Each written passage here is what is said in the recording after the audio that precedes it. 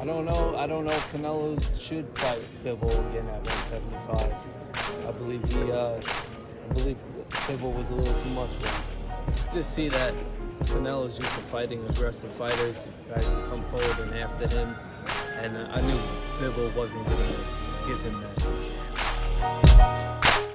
Joe Smith Jr., light heavyweight champion, who's getting ready for a unification match against Beterbiev this Saturday, has some interesting things to say about Canelo in the Bivol rematch. Joe Smith Jr. also said he won a little money betting against Canelo in the Bivol fight because he knew, and these are his words, that Canelo is only good against aggressive fighters, meaning he doesn't fare well against boxers. But I tend to disagree with that because he beat Billy Joe Saunders and he also beat Caleb Plant, who are boxers. But anyway, Joe Smith Jr. feels that is a waste of time to do a rematch because the same thing is going to happen again. He feels that Bivol is too much for him. It's a mismatch, and Canelo should stay at 168. And I would agree with him if Canelo did everything he could and still got defeated. Canelo has admitted that he wasn't in the best condition in the fight. And I think Canelo was strictly going for a knockout, no game plan whatsoever. And I think after the Triple G fight, which people are criticizing him, saying he's not training for that fight, he'd rather play in some golf tournament. Anyway, but let's play the hypothetical. Canelo's in a lose-lose situation.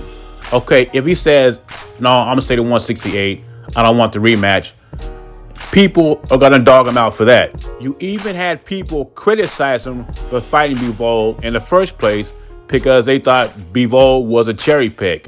But real boxing fans knew Bivol was a champion, undefeated champion, and a good fighter. Now, my opinion is if Canelo didn't do all he can to win that fight, then he should do a rematch. But if he did all he can and still lost, then he just has your number. Tyson Fury has been running his mouth a lot these past couple of days. Say he's joined retirement.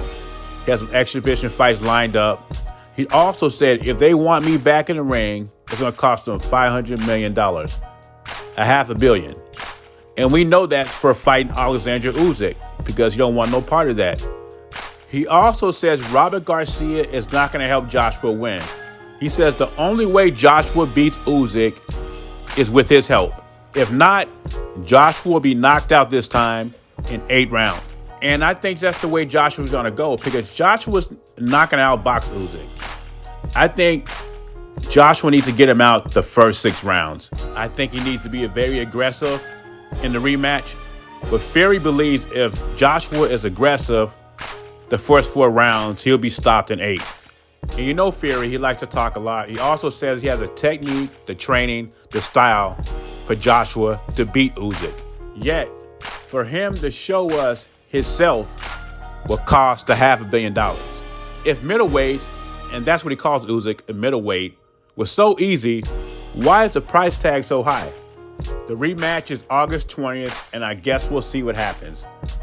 Robert Garcia, is he enough, or we need Tyson Fury's secret formula? Leave your thoughts and comments below. Jay Beezy, I'm gone.